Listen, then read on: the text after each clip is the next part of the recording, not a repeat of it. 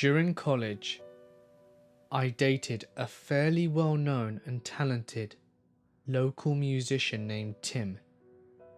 As horrible boyfriends tend to be in the beginning, he was loving, attentive, charismatic, and a seemingly normal partner. He made mixtapes, cooked me my favourite meals, and dedicated songs to me at open mic nights around town. I, young, foolish and naive, was deeply smitten by his mysterious, dark, artistic allure. However, over the course of our year-long relationship, his mental health severely declined. He had the ability to appear lucid and normal around other people, but in private, he began suffering delusions, lying compulsively, and created art that focused on the themes of murder and rape. I was worried sick about his condition, and it was exhausting, but I did myself to be kind, understanding, and supportive. I loved him, and I believed that he shouldn't have to struggle with his mental illness alone. There was this one time that he vanished without a trace for a full day. I found his apartment empty, lights on, front door wide open, phone on his nightstand. I took a few deep breaths and I called all around the city for hours before finally discovering that he had been involuntarily checked into a mental hospital. I did my best to be strong for him, seeing him every day during supervised visitation hours, bringing him his favourite books to pass the time, and holding him as he sobbed that it was all a mistake and that he did not belong in there. It was surreal for me to see my gentle, intelligent, normal, albeit depressed boyfriend surrounded by visibly insane, long-term psych ward patients. For real, this place was like something out of a horror movie. And in retrospect, none of the staff ever told me the real reason as to why he was there to begin with, and I was too polite and naive to ask. Our relationship ended a few months later. I found undeniable evidence that he was cheating on me, and I was secretly relieved. I confronted him and I told him to leave my apartment and never come back. And that's where he cracked. The gentle Tim I had known and loved melted away to reveal a new persona with dead, wild animal eyes. He threatened to kill himself unless I took him back. But I was extremely done, and I called the police, who actually weren't much help at all. But Tim left. I blocked him everywhere, but he left me insane voicemails from different numbers for weeks afterwards. I was relatively unshaken, and things returned to normal.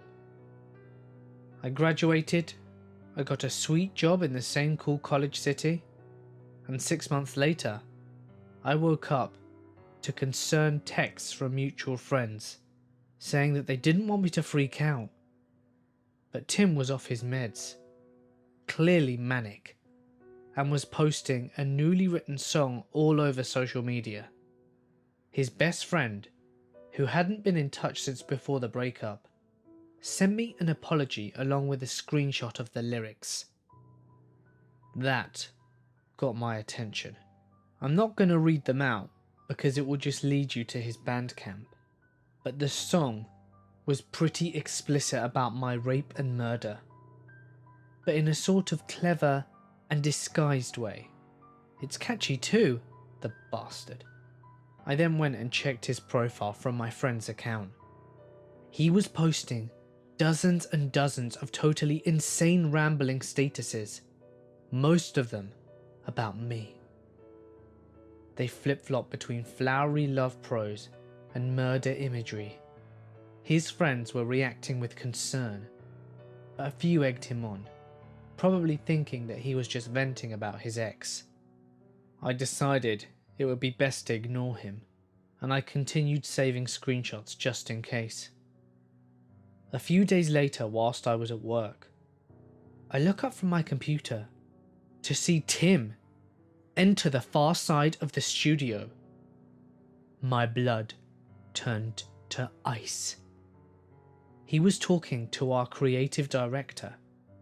It looked cordial enough, and I saw Tim begin to casually scan the studio. In horror, I ducked down and bolted into my favourite project manager's office and slammed the door and unleashed upon her what must have been a nearly unintelligible explanation of what was happening. I was shaking so much I could barely speak, but Nancy was amazing. She understood almost immediately, and she snuck me out of the building and drove me in her car to the police station, where I showed the officers the screenshots and filed a report. My co-workers later then told me that Tim was there to inquire about the open designer position. He is not a designer. He had brought with him a portfolio of an elaborately fabricated work history that sounded legit.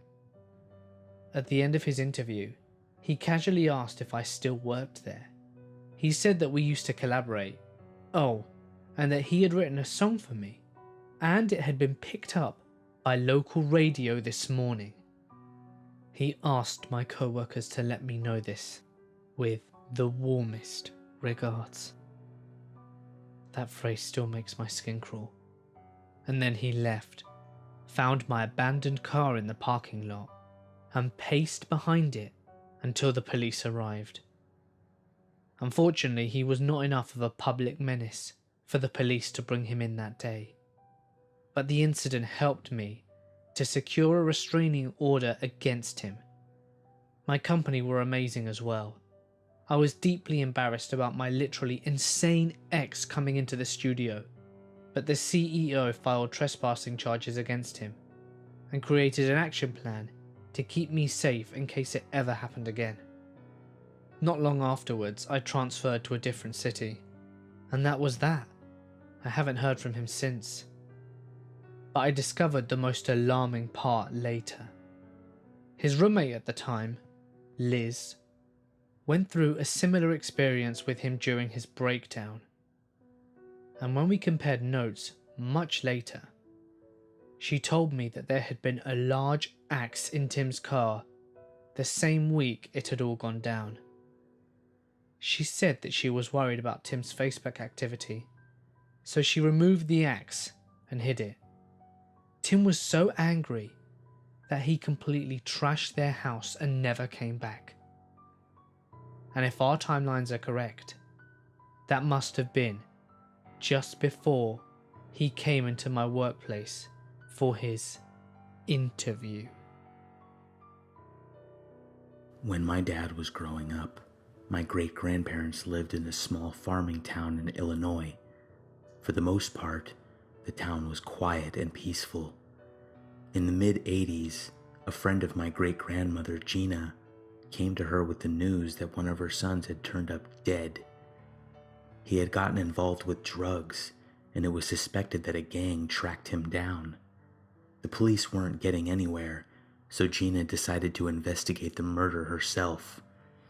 One night in April, a few months after Gina's son was killed, Gina was found dead in a field. According to my great-grandmother, Gina was very close to cracking the case. However, the death was ruled a suicide by local police, and everybody moved on. Everybody except for my great-grandmother. Great-grandma knew pretty much everything about the case, as Gina had continued to update her as she tried to solve it. So, she picked up where Gina left off and began asking folks around town if they knew anything. One night, my great-grandparents came home from a day in town. Great-grandma went into the house and almost immediately heard the phone ringing. Not thinking anything of it, she picked up and answered. On the other side of the line was a man who said, "If you don't mind your own business, you're going to end up in a field like your friend." The next day, my great-grandfather bought his first gun. Looking back, It's creepy to think that the man on the phone called so soon after they got home. I'm glad my great-grandmother stopped searching and that my great-grandfather took precautions in order to protect his family. Both of my great-grandparents lived long lives, and Gina's husband ended up remarrying and moving out of state. This is my great-grandmother's story. She passed away in 2005, at the ripe old age of 103. This story is family folklore, but unlike most family folklores, which have been exaggerated with time, this one is 100% true. It's a cold winter's night, and my dad had been drinking wine and a few beers that night before he headed off to bed with his wife, who was my stepmom at the time. He goes to bed fairly late after falling asleep on the sofa usually. Well, it gets to around 3 a.m. He was sleeping in bed, and he awoke to what he thought was someone in his garden, because the automatic sensor garden light had just turned on. And it only does that when it senses there's someone around. Although, it could have been just a cat prowling through the night. He peeks out and decides he can't see or hear anyone. So he decides to ignore it and goes back to sleep. Not sooner had he put his head on the cushion, does he hear what he presumes to be knocking on his door. Not loud knocks, very gentle knocking. Being tired though, my dad said that he just decided to brush it off at the time, as it was really late. Who could possibly be at the door at 3 a.m? And who knows, it could have just been the effects of the alcohol playing tricks on him, he thought, because he was maybe a little drunk. He goes back to sleep, to be awoken up the next morning with loud knocks on his door, but this time by the police. My dad goes and answers the police, and they say that they are inquiring about a murder, which happened only a few doors down, in the early hours of the morning, shortly before 4 a.m. The victim had been hit on the head with a blunt instrument over 100 times. My dad couldn't believe it. He then realised it must have been the people knocking on his door who were planning to murder someone. Could he have been their first planned victim? What if he had gotten up to open the door? All the timing seemed to add up, with the knocking and the backlight coming on as well. Would he still be here today if he had answered that door? What's creepier still is that the people who murdered the woman some doors down turned out to be the people who actually only lived 2 doors away from him. People he used to often smile at and say hello to and just be polite. I can't help but think, what would or could have happened if he'd have opened that door? I still think about how crazy it is to this day. This story takes place in the year 1912 in a little Iowa farming community named Valicia. One summer day, my great-grandmother was asked if she would like to stay overnight at her friend's house with 2 other girls. When my great-grandmother asked her parents if she could attend the sleepover, she was told that she couldn't, as there was too much housework that needed to be done, but that she could go over the next day after her morning chores had been completed. The next morning, my great-grandmother's friend, her siblings, her parents, and the 2 guests who were staying overnight were found murdered. Police discovered that all 8 people had been bludgeoned to death.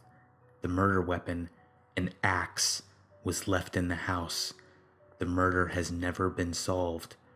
To this day, my family's unofficial motto is "Saved by Chores."